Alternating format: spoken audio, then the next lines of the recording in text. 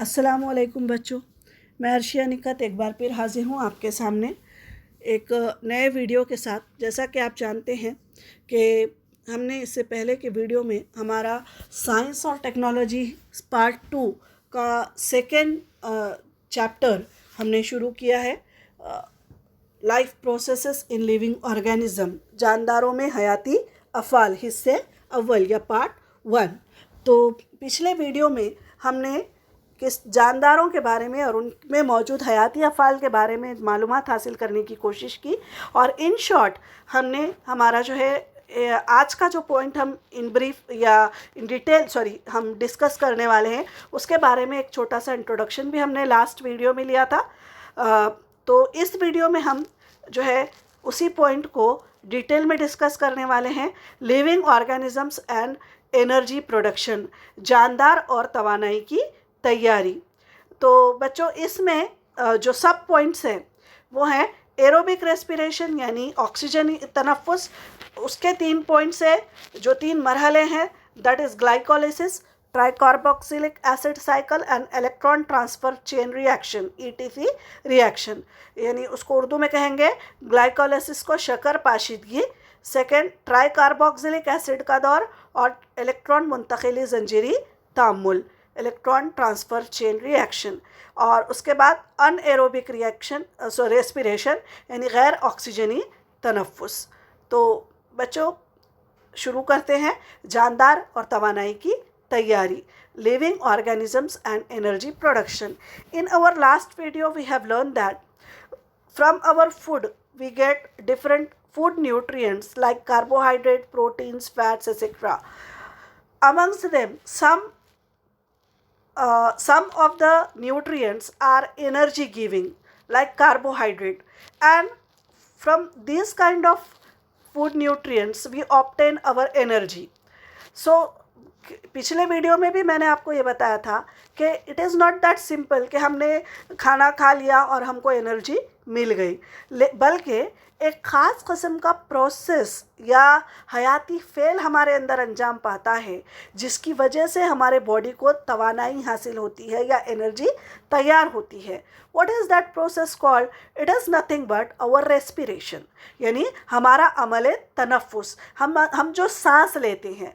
तो आप कहेंगे कि बाजी मैडम ये तो सांस लेना यानी ऑक्सीजन लेना और कार्बन डाइऑक्साइड गैस खारिज करना। तो अगर आपको याद होगा तो हमने 9th स्टैंडर्ड में जो है रेस्पिरेशन के बारे में पढ़ा हुआ है।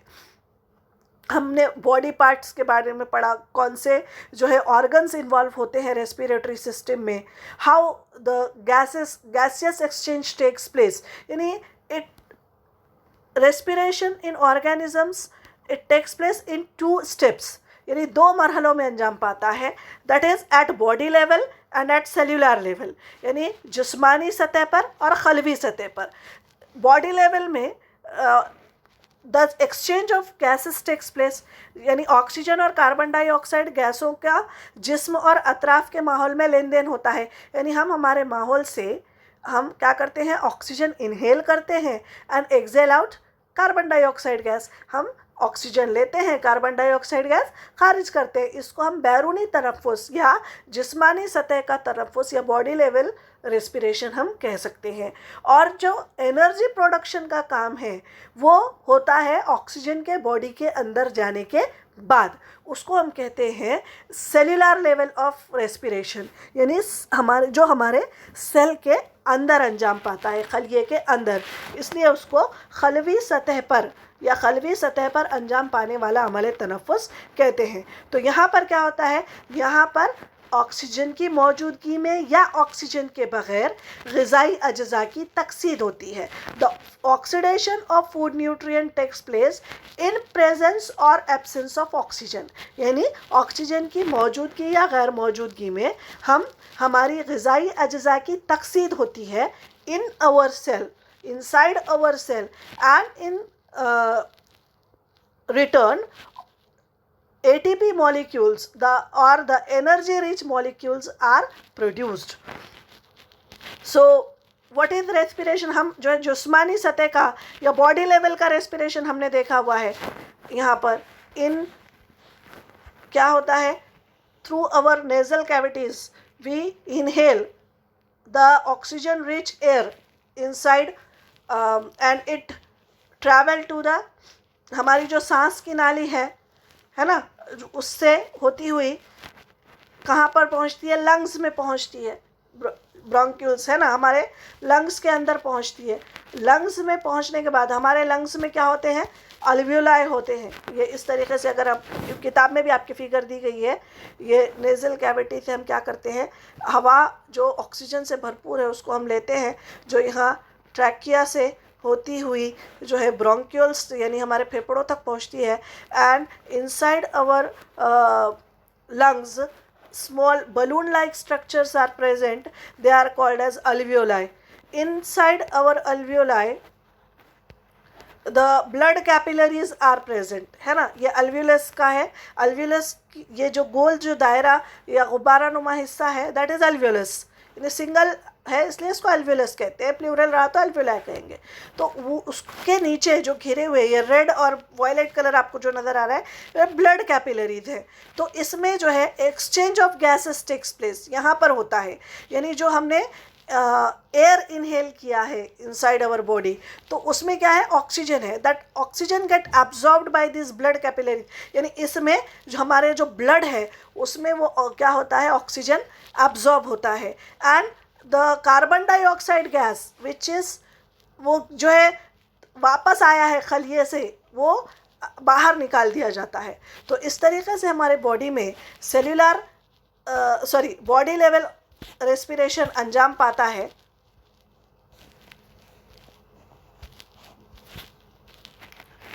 तो फिर हमारे बॉडी में यानी एब्जॉर्ब होने के बाद ब्लड में, लंग से जो ब्लड है वो कहाँ जाता है, towards the heart.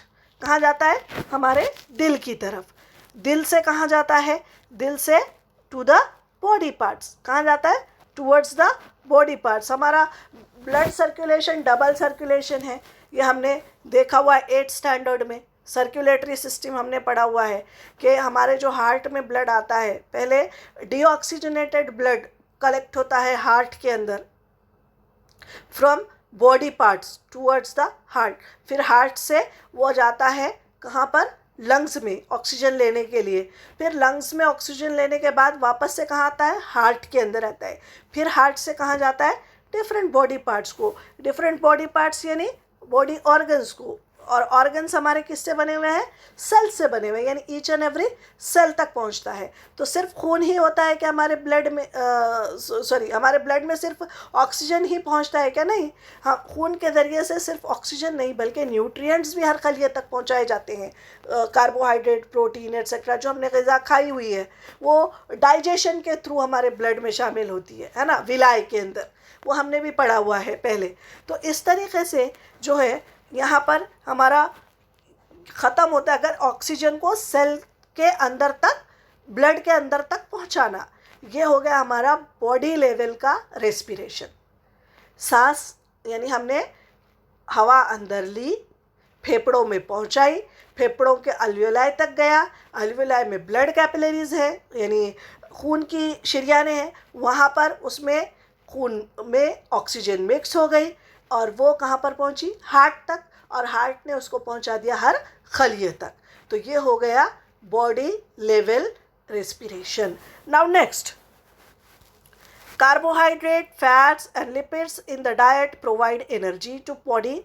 The mitochondria present in cytoplasm of the cell synthesize the energy by utilizing these nutrients. For this reaction oxygen is necessary. It is provided by the circulating blood. Each cell is thus supplied with oxygen and nutrients to produce the energy. अब यहाँ पर मैं आपको जो है बताने की कोशिश करती हूँ। Let us see, this is our cell, ठीक है।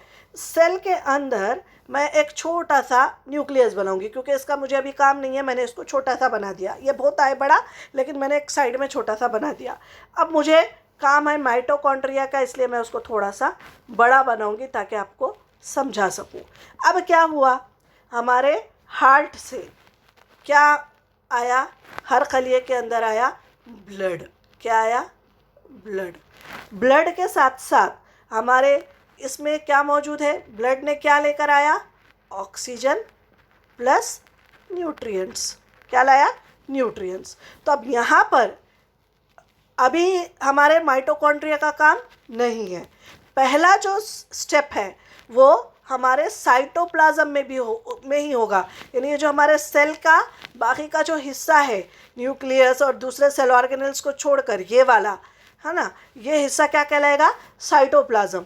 तो अब यहाँ पर एटीपी यानी यहाँ पर पहला मरहला किसका, तवानाई तैयार करने का फर्स्ट स्टेप यहाँ पर अंजाम पाएगा।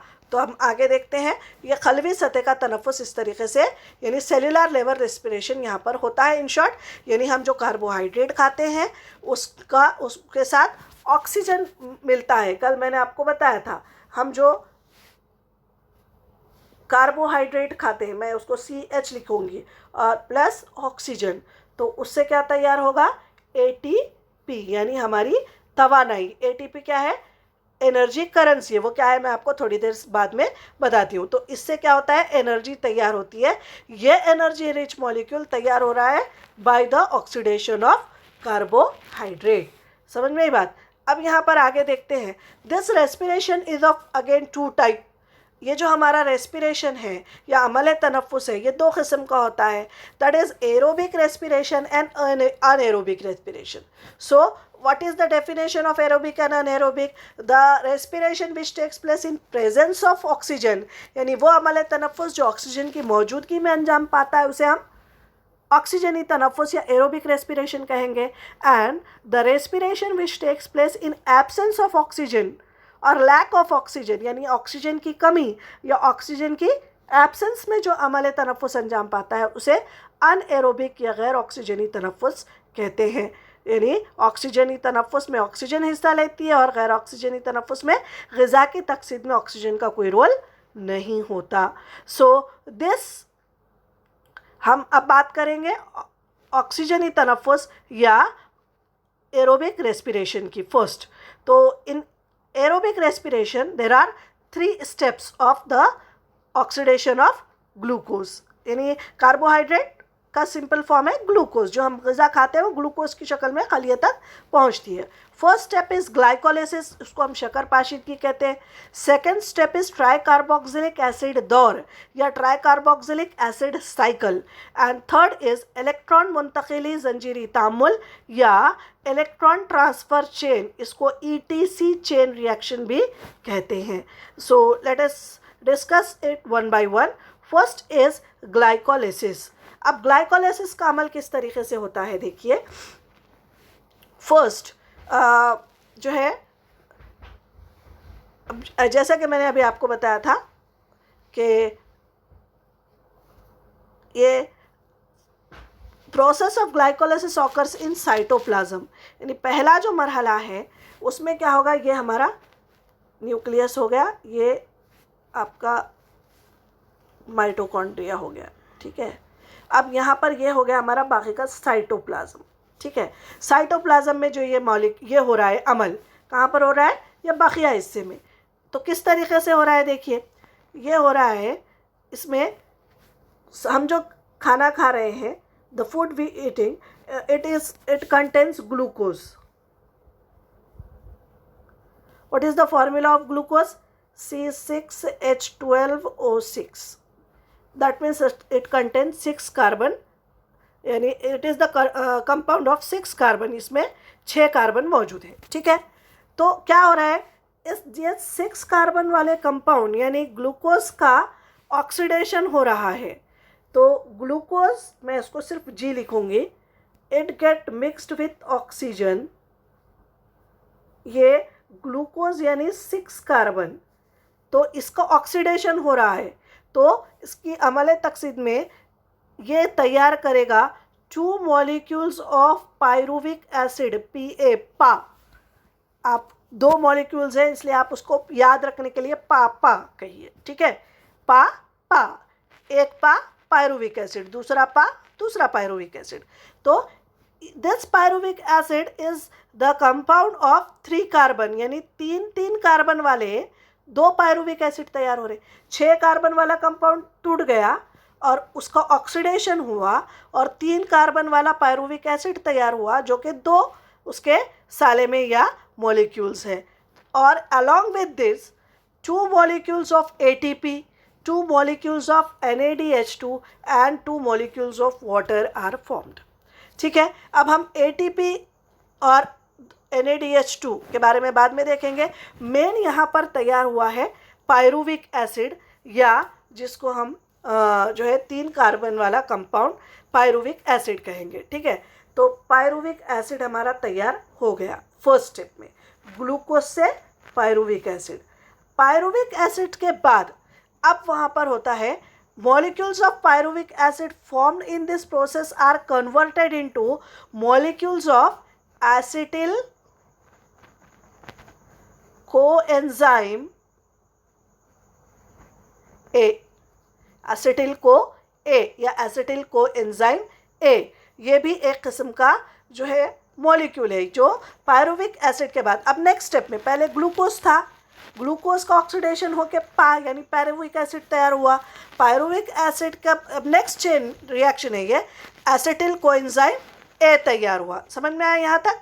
एसिटिल कोएंजाइम ए तैयार होने के बाद during this also 2 molecules of NADH2 and 2 molecules of carbon dioxide gas are released during this process। और इसके आखिरी में इस अमल के दौरान कार्बन डाइऑक्साइड के भी 2 सालेमात और NADH2 के 2 सालेमात भी तैयार होते हैं। इस तरीके से हमारा फर्स्ट स्टेप ग्लाइकोलिसिस तैयार होता है। तो ग्लाइकोलिसिस का जो मेन हमारे पास जो रिज़ल्ट है वो है ग्लाइकोलिसिस में ग्लूकोज की ऑक्सीडेशन यानी तकसीर हुई, उससे क्या तैयार हुआ? पायरुविक एसिड तैयार हुआ और पायरुविक एसिड से एसिटिल को एंजाइम ए तैयार हुआ। ये याद रखिए, ठीक है।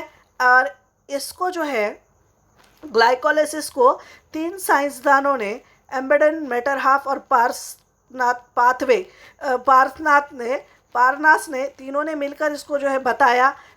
उन्होंने उज़लात पर इसके तजुर्बा किया और एक दूसरे के साथ मिलकर इसको इस्तांबुल को समझाया। इसलिए इन तीनों के नाम के शुरुआत के एम्बेडन का ई, मेटरहाफ का एम और पारनास का पी लेकर EMP पाथवे भी इसको कहा जाता है। Now next step is try carboxylic acid cycle. अब ये जो साइकिल है इसको क्रेब्स साइकिल भी कहते हैं, क्योंकि साइंटिस्ट क्रेब ने उसको दरियाफ्त किया था। सर हेंस क्रेब ने इसको दरियाफ्त किया था। इसको क्रेब साइकिल भी कहते हैं। तो अब अगर आपको अभी याद होगा, अभी कुछ देर पहले मैंने आपको बताया कि हमारे पास क्या तैयार हुआ है? एसिटिल कोएंजाइम ए, है ना, ये ग्लाइकोलिसिस में तैयार हुआ है। इसके बाद अब यहाँ ये कहाँ हुआ? ये अमल हमारे साइटोप्लाज्म में। कहाँ हुआ? साइटोप्लाज्म में। अब साइटोप्लाज्म से ये एसिटिल को ए एंटर करता है माइटोकॉन्ड्रिया में। अब तक माइटोकॉन्ड्रिया का कोई रोल था क्या? नहीं था। तो अब ये हमारे माइटोकॉन्ड्रिया के अंदर एंटर करेगा। समझ में आया? एसिटिल को ए यहाँ पर साइटोप्लाज्म में तैयार होकर कहाँ पर आ गया? हमारे माइटोकॉन्ड्रिया के अंदर। और यहाँ पर कौन सा? ट्राइकार्बोक्सिलिक एसिड साइकिल या जो है क्रेब्स साइकिल यहाँ पर अंजाम पाने वाला है। तो इसमें क्या होता है? Both molecules of acetyl coenzyme A enters the mitochondria. Mitochondria के अंदर दोनों भी आ गए। जो 2 पा तैयार हुए थे, 2 पा से 2 एसिटिल को ए तैयार हुए थे, वो दोनों भी माइटोकॉन्ड्रिया में एंटर हो गए। Next, cyclic chain reactions called as tricarboxylic acid cycle is operated in the mitochondria। और माइटोकॉन्ड्रिया के अंदर बहुत सारे रिएक्शंस, चेन रिएक्शंस, एक के बाद एक, हमको उनके बारे में डिटेल में नहीं जानना है, वो आप 11th-12th में पढ़ेंगे। बस सिर्फ हमको क्या हासिल हो रहा है हर दौर में ये हमको देखना है यहाँ पर। तो बहुत सारे चेन रिएक्शंस अंजाम पाते हैं। And acetyl part of the acetyl CoA is completely oxidized through this cyclic process and molecules of carbon dioxide, water, NADH2 and FADH2 are formed। और इसमें भी क्या तैयार हो रहा है? कार्बन डाइऑक्साइड, आबी बुखारात, NADH2 और FADH2 के सालेमात तैयार हो रहे हैं। जैसे एटीपी, क्या कहा मैंने उसको, एनर्जी करेंसी, वैसे ही NADH2 and FADH2 are also energy currency, यानी वो भी तवानाई के सालेमात ही हैं। ATP भी है, NADH2 भी है और FADH2 भी है, उनके बारे में हम आगे पढ़ने वाले हैं। तो ये जो मरहला है या ये जो स्टेप है, इसमें सबसे पहले जो रिएक्शंस होते हैं उसमें सिट्रिक एसिड तैयार होता है। हम इसके बारे में जान रहे हैं क्या? नहीं। लेकिन एक बात आपको जाननी है कि इस स्टेप के 3 नाम हैं। पहला नाम है ट्राई कार्बोक्सिलिक एसिड साइकिल, दूसरा नाम है सिट्रिक एसिड साइकिल। क्यों? क्योंकि सबसे पहला जो कंपाउंड तैयार होता है वो है सिट्रिक एसिड, इसलिए उसको हम सिट्रिक एसिड साइकिल भी कहते हैं। और तीसरा है क्योंकि उसको सर हेंस क्रेब ने दरियाफ्त किया, इसलिए उसको क्रेब का चक्कर या क्रेब्स साइकिल भी कहते हैं। तो एग्ज़ाम में अगर तीनों नामों से भी पूछा जाए या एक्सप्लेन करने के लिए कहा जाए तो आप ये 4 स्टेप है उसके। पहले तो ये कि जो एसिटिल कोएंजाइम ए तैयार हुआ था साइटोप्लाज्म में या खलिया माए में, वो दाखिल होता है माइटोकॉन्ड्रिया के अंदर, फर्स्ट स्टेप। सेकेंड स्टेप में cyclic chain reactions takes place, है ना, बहुत सारे चेन रिएक्शंस होते हैं, एक के बाद एक जंजीरी तामुलात होते हैं। तीसरे में इसमें एसिटिल कोएंजाइम के सालेमात में मौजूद एसिटिल जो है उसकी मुकम्मल तकसीद हो जाती है। और चौथे में उससे कार्बन डाइऑक्साइड, पानी, NADH2, FADH2 और ATP के सालेमात हासिल होते हैं। ये 4 स्टेप्स आपको याद रखने हैं if you ask to explain about the Krebs cycle और सिट्रिक एसिड साइकिल और tricarboxylic acid cycle. Now third step, electron transfer chain reaction, ETC, etcetera नहीं, ETC electron transfer chain reaction, electron मुंतकिली chain. Now क्या होता है यहाँ पर, molecules of NADH2 and FADH2 formed during all above processes participate in electron transfer chain reaction.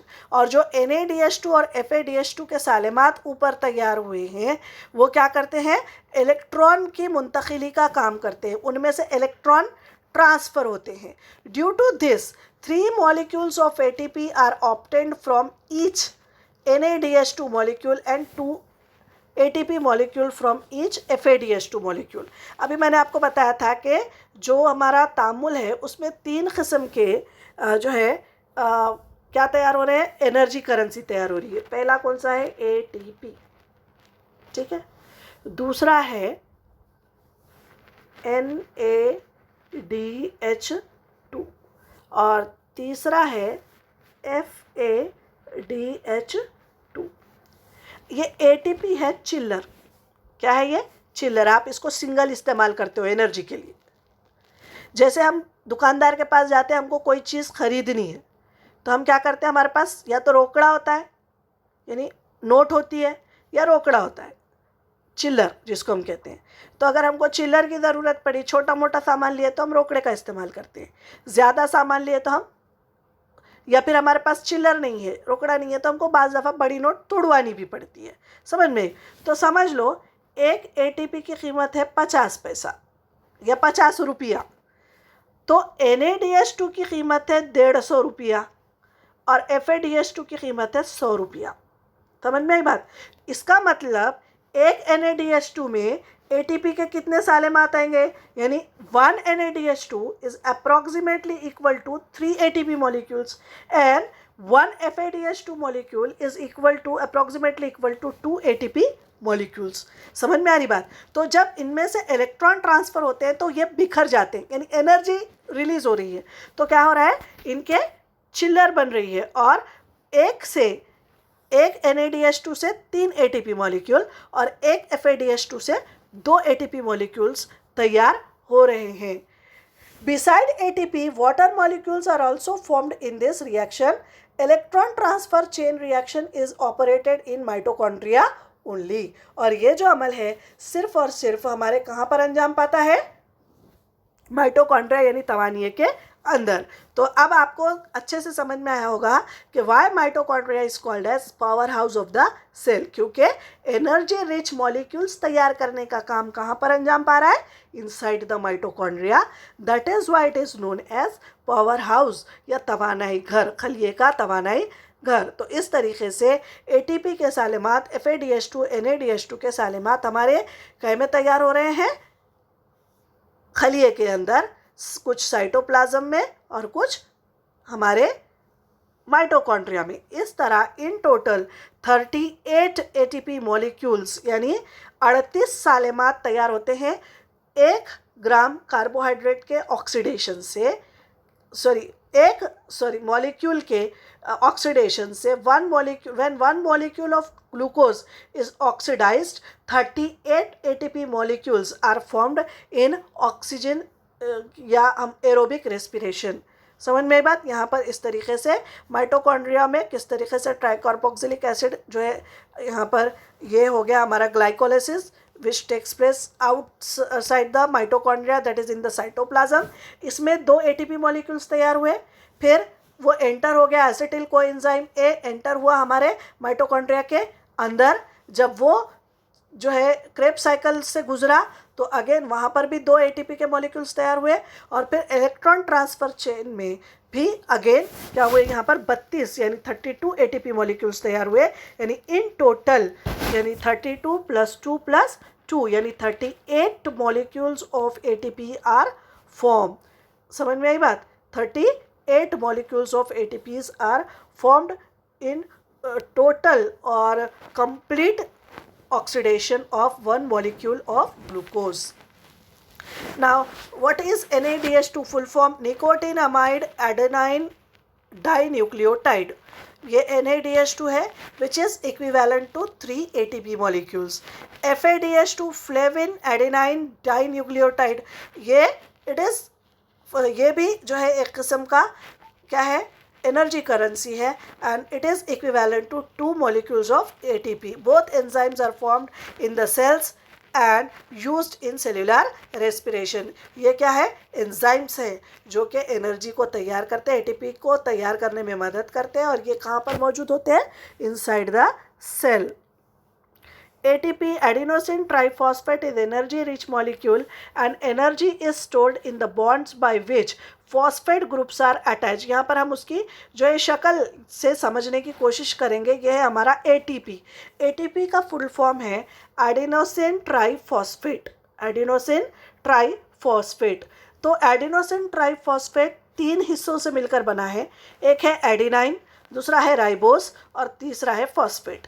तो यहाँ पर शक्ल में भी जाहिर है, एक बार मैं आपको भी बना के बता दूँ. जो उसका एडिनाइन पार्ट है वो 2 हिस्सों से मिलकर बना हुआ है. एक है हेक्सागोन और एक है पेंटागोन. हेक्सागोन यानी 6 ज़िले शक्ल, और उसी को अटैच है हमारा पेंटागोन यानी 5 ज़िले शक्ल.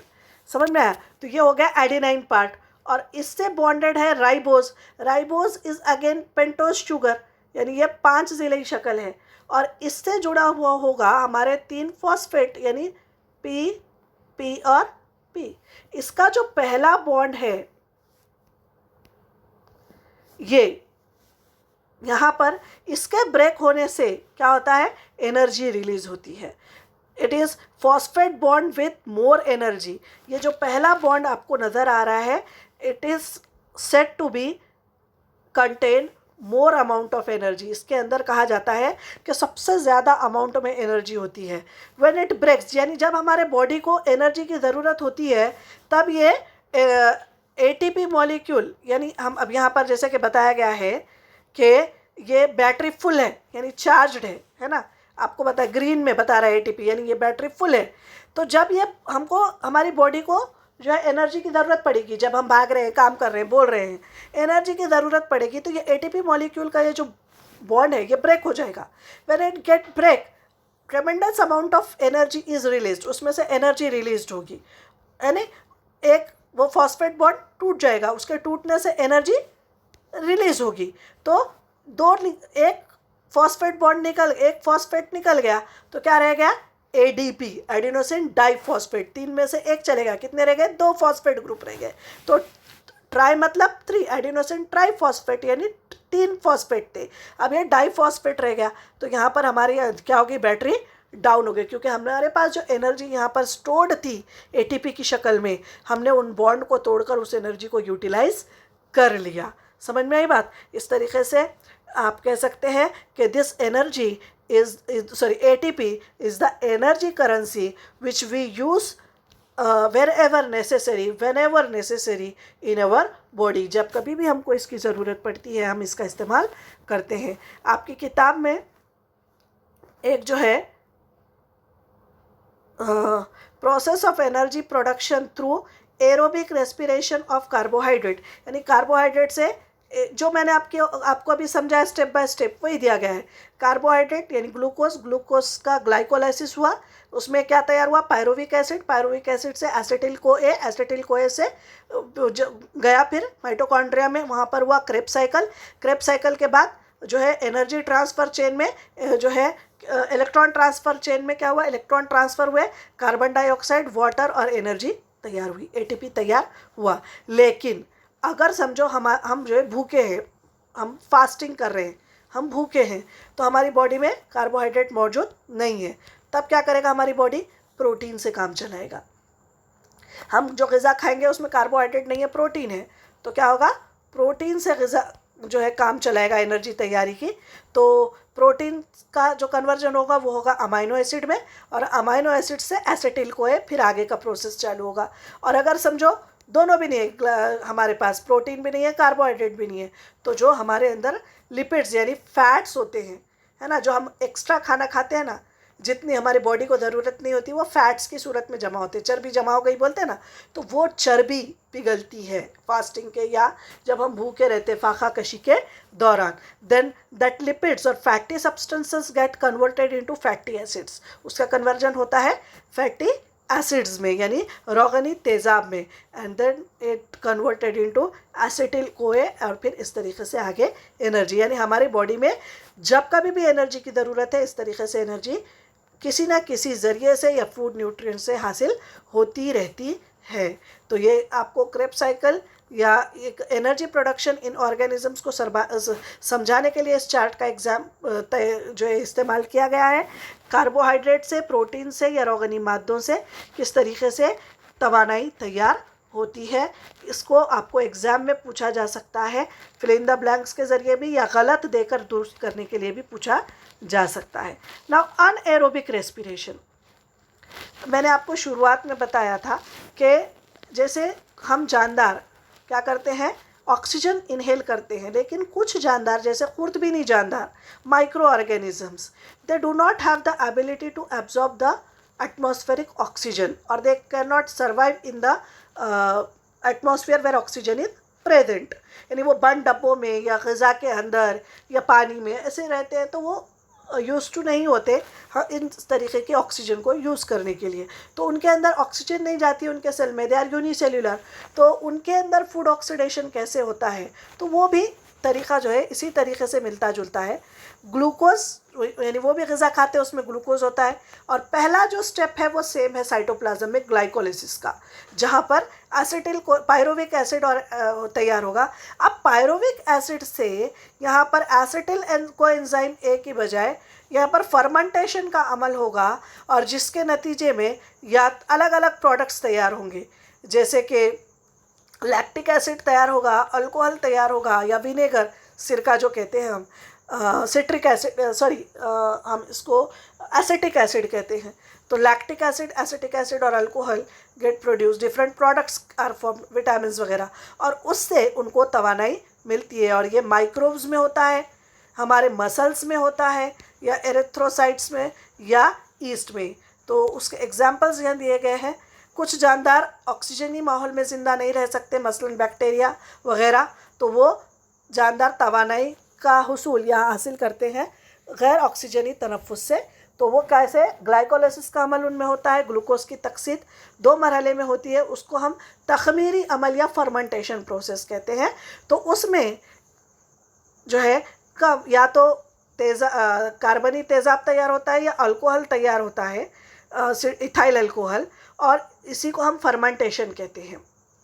फर्मेंटेशन के नतीजे में लेकिन जो तवानाई तैयार होती है वो बहुत कम, यानी 2 ATP मॉलिक्यूल्स तैयार होते हैं, और जो ऑक्सीजनी तनफ़ुस में उसमें 38 molecules of ATP are formed, यानी बहुत ज़्यादा अमाउंट में तवानाई तैयार होती है। उसी तरह कुछ नबातात और हैवानात भी ऑक्सीजनी माहौल में रहने के बावजूद भी क्या करते हैं, गैर ऑक्सीजनी तनफ़ुस अंजाम देते हैं कुछ मखसूस हालात में। जैसे फॉर एग्ज़ाम्पल समझ लीजिए हम वर्जिश कर रहे हैं या भाग दौड़ कर रहे हैं, भाग रहे हैं रनिंग के दौरान, है ना, तो हमारे जो उज़लात हैं, हमारे जो है मसल्स हैं, उन तक सही मिक़दार में ऑक्सीजन नहीं पहुंच पाती, लेकिन उनको तो भागने के लिए तवानाई की ज़रूरत होती है। तो ऐसे वक्त में हमारे उज़लात क्या करते हैं, गैर ऑक्सीजनी तनफ़ुस या अनएरोबिक रेस्पिरेशन शुरू करते हैं। तब उनमें से जो है क्या होता है, बजाय एसिटिल कोएंजाइम ए के वहाँ पर लैक्टिक एसिड तैयार होता है, और लैक्टिक एसिड तैयार होने की वजह से हम थक जाते हैं या हमारे अंदर थकन महसूस होती है, जिसकी वजह से हम जो है हमारी या तो स्पीड कम हो जाती है या हमको रुकना पड़ता है, हमारी सांस फूलने लगती है। तो इसी वजह से हमारे, क्योंकि उस वक्त हमारा जो उज़लात हैं वो क्या करते हैं, गैर ऑक्सीजनी तनफ़ुस या अनएरोबिक रेस्पिरेशन परफॉर्म करते हैं। या कुछ नबातात भी जो है ऐसे माहौल में गैर ऑक्सीजनी अमल तनफ़ुस का मुज़ाहरा करते हैं। एग्ज़ाम्पल्स यहाँ पर बताने की कोशिश की गई है कि बीज की उपज के दौरान अगर ज़मीन पानी में डूब जाए तब बीज गैर ऑक्सीजनी तनफ़ुस का इस्तेमाल करते हैं, खेतों वगैरह में बारिश बहुत ज़्यादा हो जाए तब भी।